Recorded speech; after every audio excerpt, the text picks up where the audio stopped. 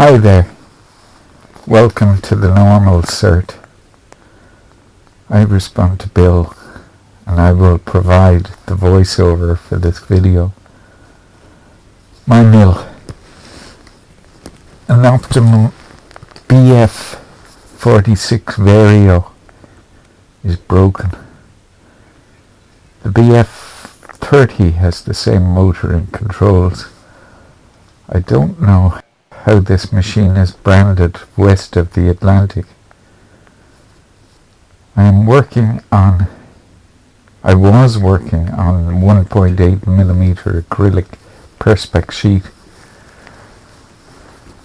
Parts were milled out and cut on a CNC router. Each part then needed to be clamped into a jig on the Optimum mill to bevel each edge, leaving a knife edge of 37.4 degrees and precise dimensions to each part. I think I had 120 of them to do. The perspex stock was over 30 years old and the workshop temperature was about 8 degrees centigrade. Perspex is brittle, and I was concerned not to crack off the edges of the formed knife edge. I ran the machine spindle as fast as possible. Not far into the job, it sounded as if the teeth on the gear were grinding, or it was hopping out of gear. I switched to the medium speed range, but was driven down to the low speed range to be able to finish the job. Before completing the next job on this mill, it failed completely. The motor would lock with a quiet hum when energized. I pared it down, turned the spindle by hand while listening to the insides with a screwdriver to my ear. All seemed okay there. I removed the motor and the controls. A large capacitor had broken off the circuit board. Cap pins are brittle, and with the vibration of a mill, this could be inevitable. Take great care with these caps. The pins could break off with the cap holding over 300 volts. The one that had broken off here had 43 volts on it. It could have been lying in the box for a year or more. That evening I looked on YouTube and other forums to see if anyone had encountered the same problem. The problem was there, but no fixes. I've been thinking for some time that I should make some contribution to the YouTube community, who have shared so much knowledge, insight, entertainment and life skills. So it was time to stop procrastinating, turn on the camera and record the rest of this fix. At the end, I will finish the piece that I had trammed in the vise. Many people east of Europe have been brilliant with help, particularly with automotive, how to fix stuff. Thumbs up to you guys. The tube is a powerful tool. To the many humans out there who find themselves living in an inhumane planet, respect, guys. Anyway, on with the show. Well, Scott and Zelda seemed solidly middle class, but in fact, Scott's family had no money. His Princeton college education had been paid for by his grandfather. The uniform hid a multitude of financial sins. With no prospect of I will show a small anti-vibration washer here. Seduction kit. minute. Good looks. It was all he had. He was This I convinced found that if he finished it fixed and published to it, a he would get the magnet girl. that He goes sent on it the to a New York shaft, publisher, a ring the magnet. Scribners. They rejected it twice. How it managed Zelda, to after briefly accepting his proposal undo of marriage, itself from rejected the him too. screw that holds the earth wire The war ended. to the Fitzgerald body moved of to the New York motor and got a and job in find its advertising. way onto the magnet, and But then he the didn't stop screw writing. was able He to couldn't. Writing, even re-screw letter writing, was a itself vital part of what he onto the needed to see motor. in the mirror every morning. Without it, It he was must be just some another kind of face a in the crowd. miracle. So he rewrote his novel, renamed it This Side of I don't Paradise, understand sent it. it off once again to Scribners. On September 18th, 1919, he received a reply from a junior editor named Maxwell Perkins. The answer was yes. He wrote straight back. Dear Mr. Perkins, I've been in a sort of trance all day. Not that I doubted you'd take it, but at last I have something to show people. Terms, etc., I leave to you. But would it be utterly impossible for you to publish the book Christmas, or say by February? Have so many things depended on its success, including, of course, a girl. Excuse this ghastly handwriting, but I'm a bit nervous today. Of course he was nervous. He'd written the book in part to get the girl. So the news that he was about to become a published novelist was only half the news he needed. It worked. Scott was Here's the magnetic flux on the ring magnet. It goes north, south, north, south, north, south around the circumference. The magnet had been glued onto the green, what you can see in the center around the shaft. It's green plastic, but the glue had cracked away and the magnet was free to spin or not spin, do whatever it wanted. A quart of Bushmills whiskey. Then out into the freshly bewitched city, through strange doors into strange apartments, with intermittent swings along in taxis through the soft nights. From the confusion of the year 1920, I remember riding on top of a taxicab along deserted Fifth Avenue on a hot Sunday night. And writing all night, again and again. Pull, The first speakeasies had arrived. push, The pull, talk was passé. push, pull. Within a few months, we scarcely knew any more who we were, and we hadn't a notion what we were. And we were quoted on a variety of subjects. We knew The shaft is 10 millimeters, and the ID of the magnet is 10.17 millimeters. We've a little gap to fill. Particularly when they were young and when they were really inseparable. They loved telling stories about each other, glamorizing each other, building each other up, exaggerating stories that had actually happened. They were both performers. They were both very good actors. This is who I'm going to be today. This is how I'm going to dress. They dressed for the part. Zelda was very emphatic about dresses. Today can't be a pearl gray dress. It has to be a dress the color of fresh green paint because it's spring.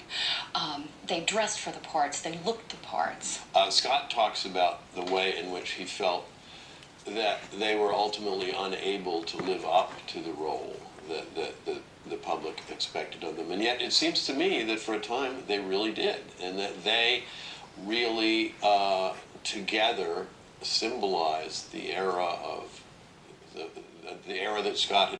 A young man was standing in the center of the room. I wrap some PTFE tape around the shaft axle How do you do? just to make a small interference fit, not really to squeeze. And his wife was loosely based on several of his paragraphs.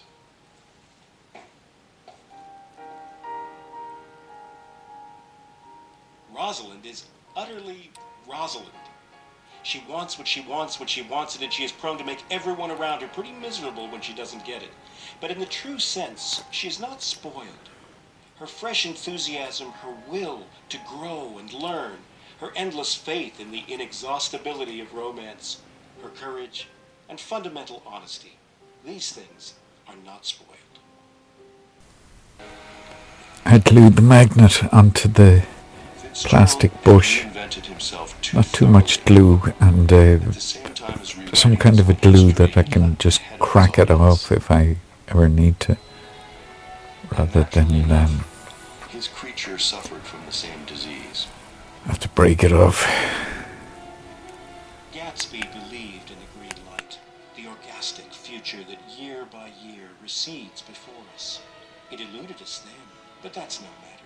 Tomorrow we will run faster, stretch out our arms further, and one fine morning, so we beat on, boats against the current, borne back ceaselessly into the past.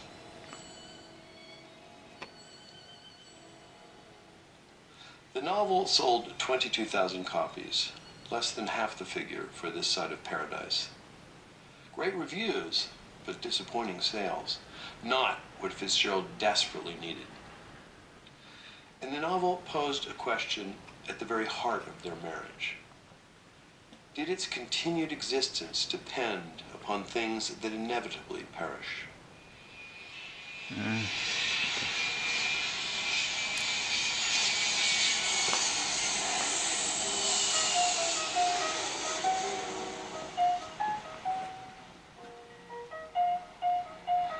A careful observer might have seen him getting off the train in Los Angeles in 1937.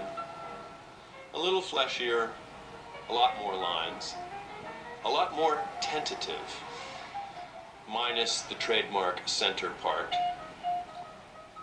F. Scott Fitzgerald, arriving in Hollywood.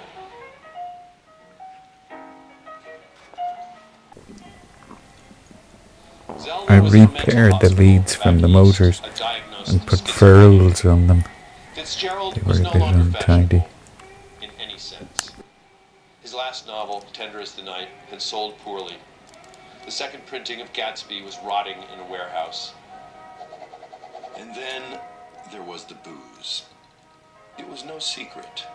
A year before he got to Hollywood, Fitzgerald had been front page news in the New York Evening Post. Alcohol intake, struck Sheila, and repeatedly threatened to kill her. I screwed the circuit board She had back hidden his gun in weeks before. place on the Or this might motor. be a different story. I put 2 marks with Sheila a called the police, marker, and then she left Sharpie, him to die. on the motor. One is a kind of black square and the other looks like a W. Sheila, The W was where the wires were, and the black square was a little manufacturer's tab on the circuit board. Inside the circuit board there's 3 Hall effect sensors at 120 degrees apart. They'll get a push and a pull voltage from the magnet as it turns around. So they probably, I don't know, so they say they were fixed at 5 volts, so they'd probably drop to 2.5 volts if it's a south pole, and go up to 7.5 volts if it's a north pole, and they'll keep switching up and down as the magnet turns round. I must have you. Thomas Park Danvilliers does not exist, or he certainly didn't when Fitzgerald wrote the poem. Fitzgerald bounced high for Sheila. He sent her flowers. He telephoned. At last, she took the call, and late in January, they came up here to Laurel Canyon, where pretty much nobody lived at the time, and she took him back. This was our happiest time, Sheila wrote in her memoir. Fitzgerald's final letters are his I'm final just checking essays. that there's a bit of space between the The dream is Hall effect sensors and the magnet, that it's not scraping off any of them. Use a piece of wire to do this. He writes to Maxwell Perkins. Dear Max, the novel progresses, in fact, progresses fast. He writes, of course, to Scotty. I'm still in bed, this time the result of 25 years of cigarettes.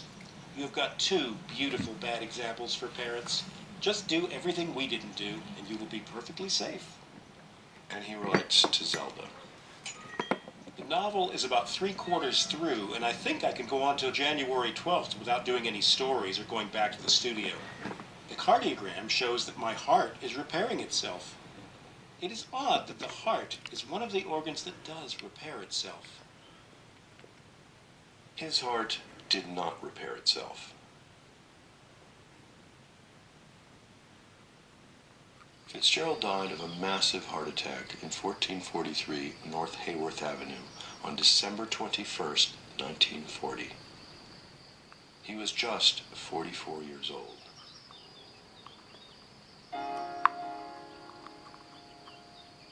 When I looked once more for Gatsby, he had vanished, and I was alone again in the unquiet darkness.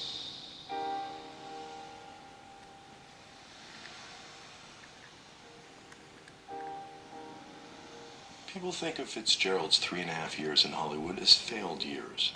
But they remind me of his great novel, Gatsby. It deals with one of the central tenets of the American creed, the idea of self-invention, of the fresh start. Gatsby reinvented himself from scratch, and so did his creator.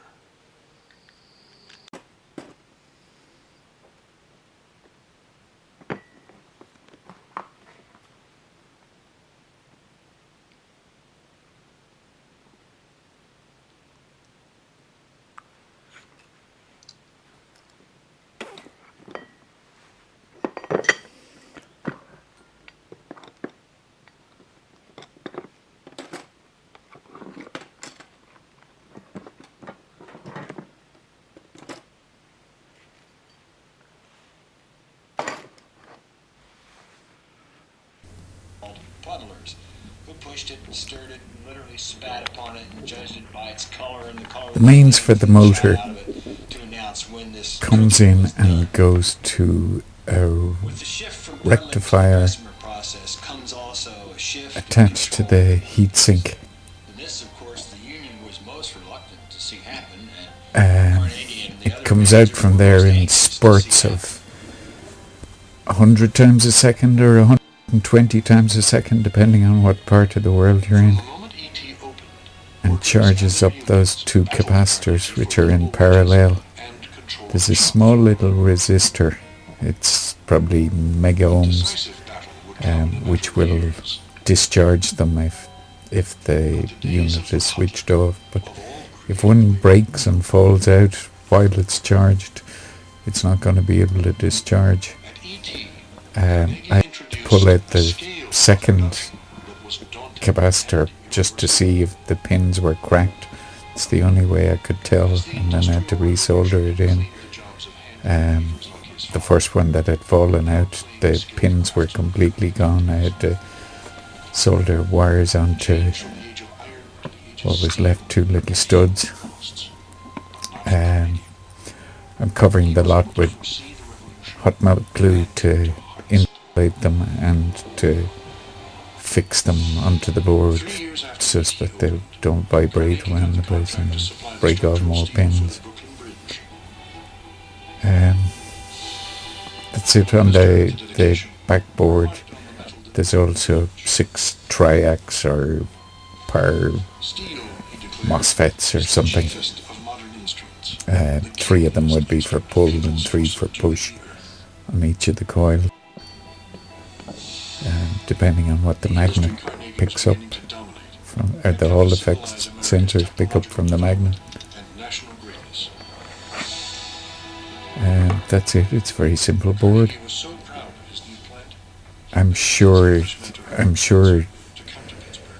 the transceiver on the back of the motor could be got rid of, and you could use a variable speed drive, variable feed drive, variable frequency drive instead.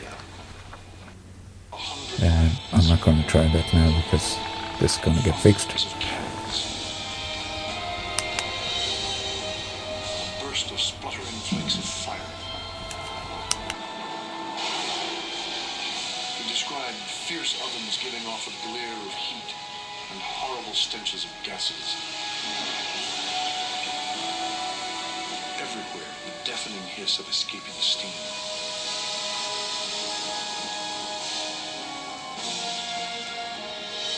I saw men prodding in the deep soaking pits, where ingots glowed in white-hot chambers.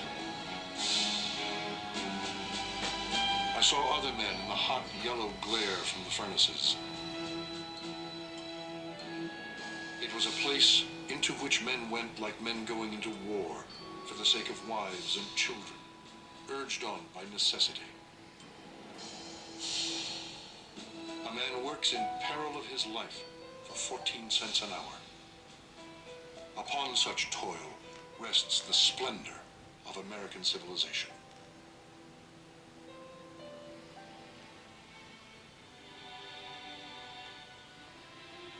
The town itself was foul.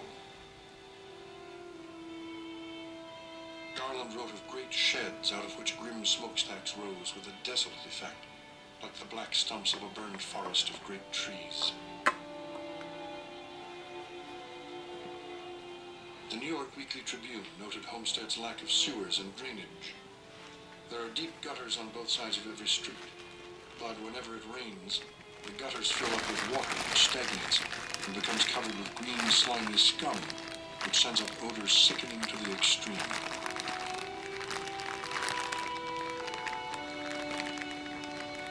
This Looking at the magnets on the top of the spindle, I gave them a wipe of a bit of tissue and one of them fell out. I had to glue it back in. I kept the same polarity for that one as the other three. They were all facing the same way. I'm not sure that it'd matter because the little sensor that picked up, I'm sure it wouldn't care which way they were around. They feed to the speed indicator for the spindle, which is a completely separate module. It gets a power supply from the main board, but I think it's 24 volts, but it's independent. It wouldn't matter if it wasn't working. The machine would still run. You just wouldn't be able to see your approximation of what speed your spindle is running at.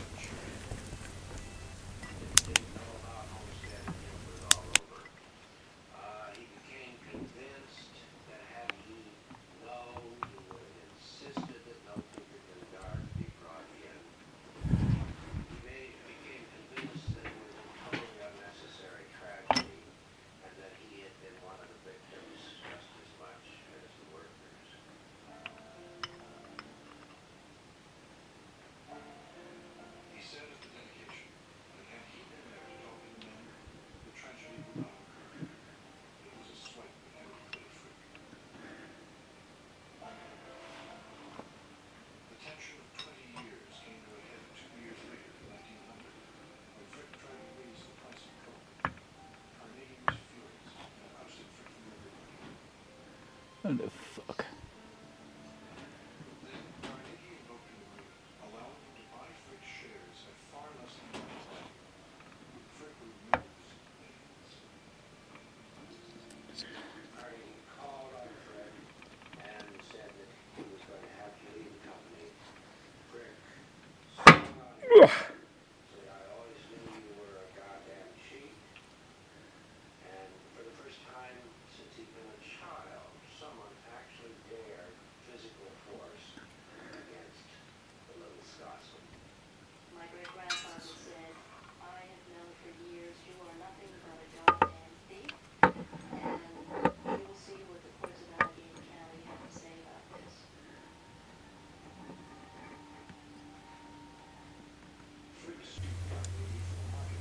The inner screw of the cabling bracket has to be put back at this stage, then the motor fixed down for M8 by 30, I think.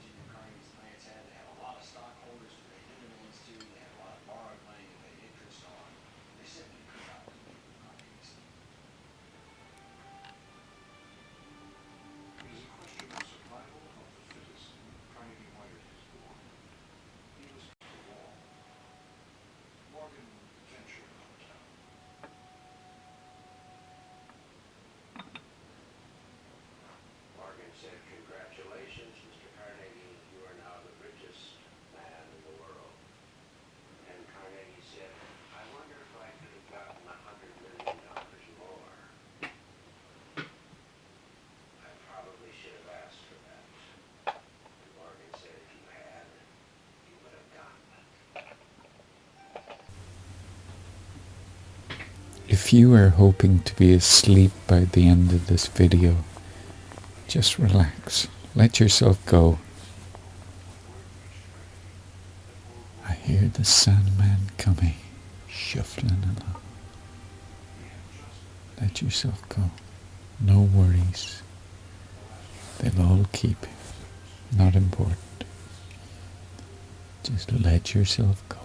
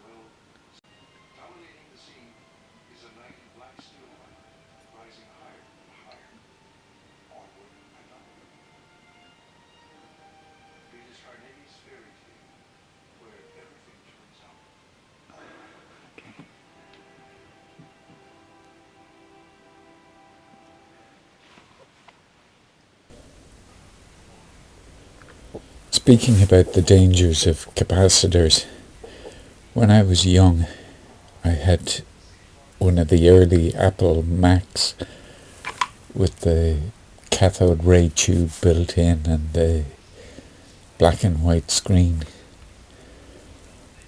One day it stopped working and all my floppy disks they just became floppy disks. I couldn't get anything off them or use them, or I was in a bit of a quandary. So I got an ordinary screwdriver and took the cover off the machine. I had it unplugged and I thought all the capacitors were discharged in it. But I was fiddling around, I was taking the dust off it. suddenly I got an almighty shock, which threw me. Afterwards I was looking for the screwdriver that was in my hand at the time while I was fiddling with the circuit board, and I found it embedded in a concrete wall. It was like King Arthur's sword. It just stuck fast into the wall. I didn't know I had done it, but they're dangerous things, those capacitors. They can kill. They can kill other people.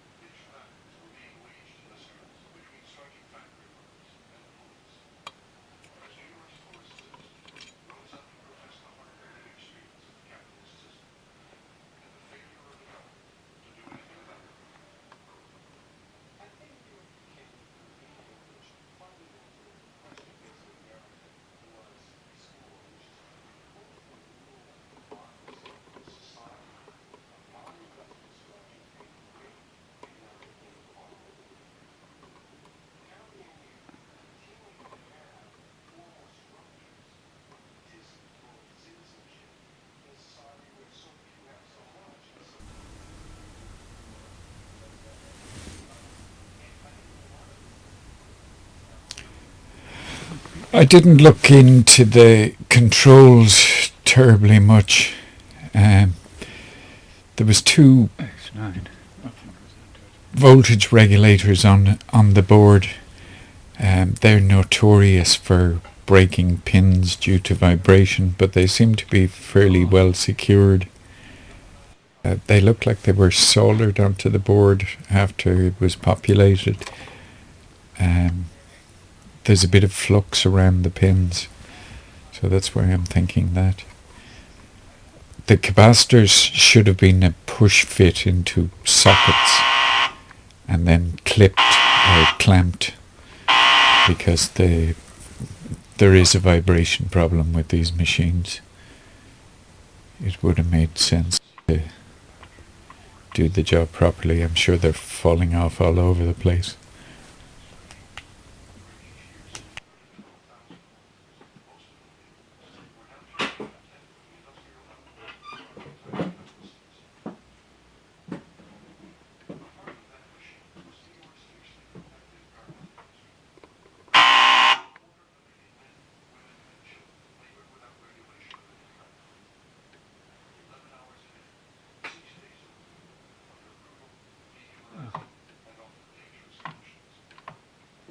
Disengaged. Okay.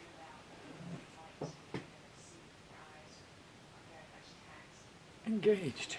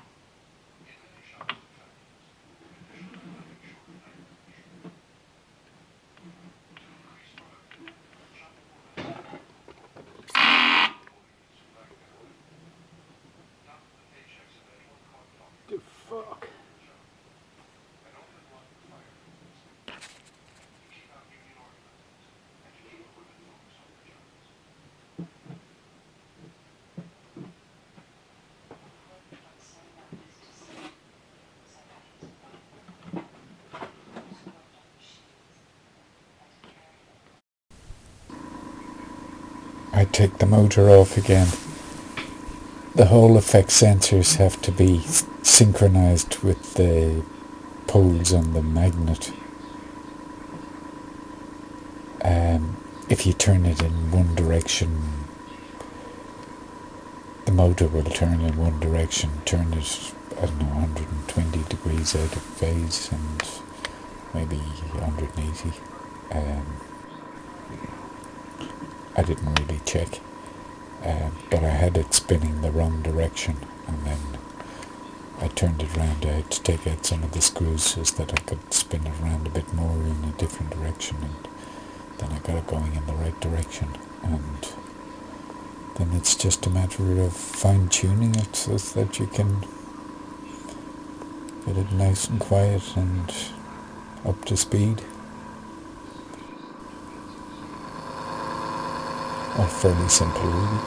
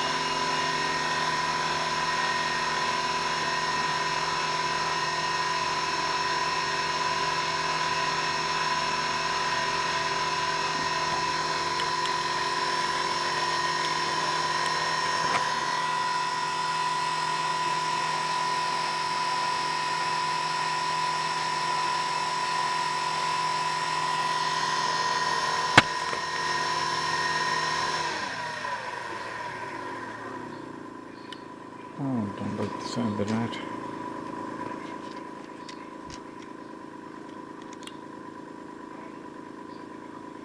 Five or two.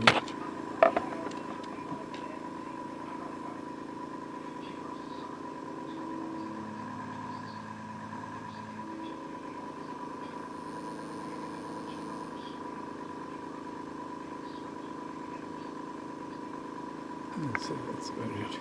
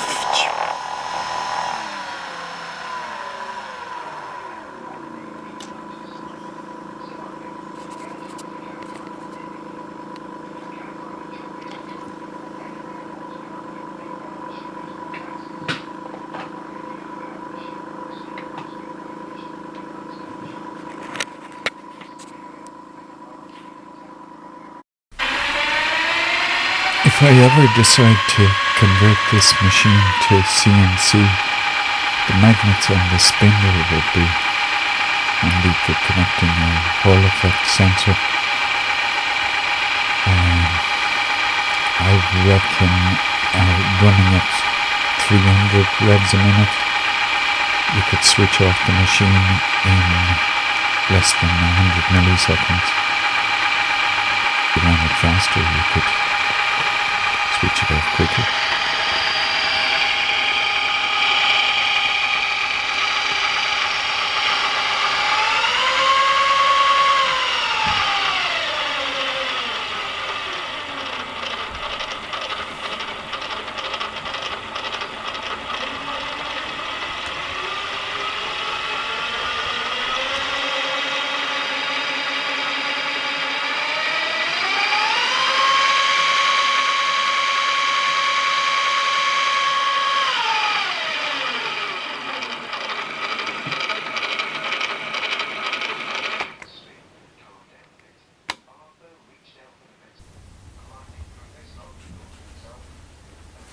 The controls are very interesting and very simple. From each of the Hall effect sensors that are picked up by the ring magnet, they'll produce a sine wave, and then the pot is compared to that through 6 comparators.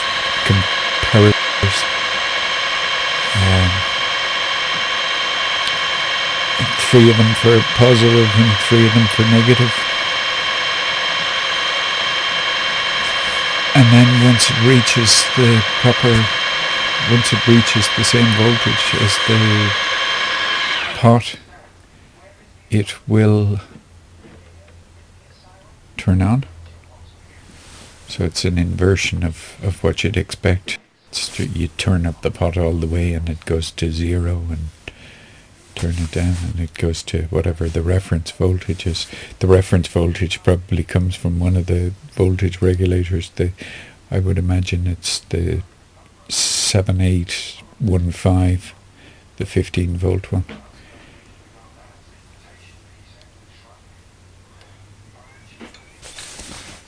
I don't know if there's anything more to say on that. Oh yeah, when you're at a low voltage, you're just getting the peaks of the sine waves and the troughs of the sine waves. It would be at full voltage because the capacitors would be charged at that stage. And so that's why you'd have that kind of slap motion when it's only getting the peaks of the wave at a high. So it's just slapping forward, and it sounds like that. It sounds like it's not right if you're running the motor at a very low speed. Whereas at a higher speed, there's no problem because you're getting the full sine wave. And when the spindle is switched off, the rectifier wouldn't be generating anything. It would be running cold because the capacitors would be fully charged. So nothing's gone anywhere until the motor's turned on, the spindle motor.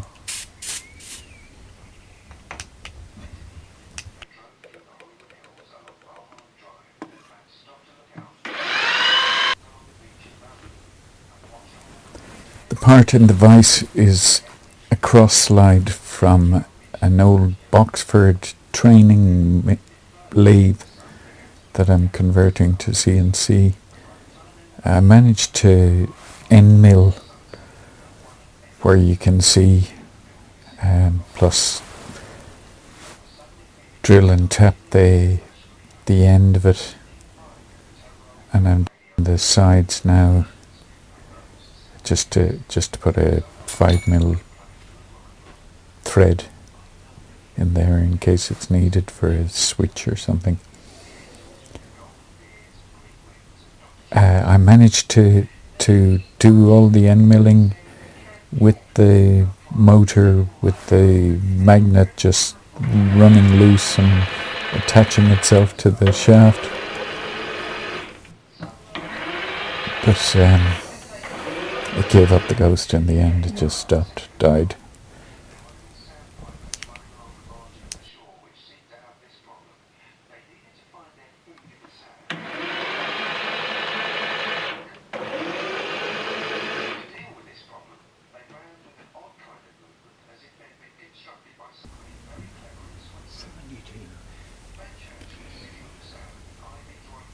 This video is my first attempt at editing a video and voicing over. I've never done it before. I could have reworked the start of it, but it's a learning curve, and it's interesting to see the progression or degression, whatever it is. I think myself it's a bit crappy, but if somebody's got the same problem, they might find it craptastic.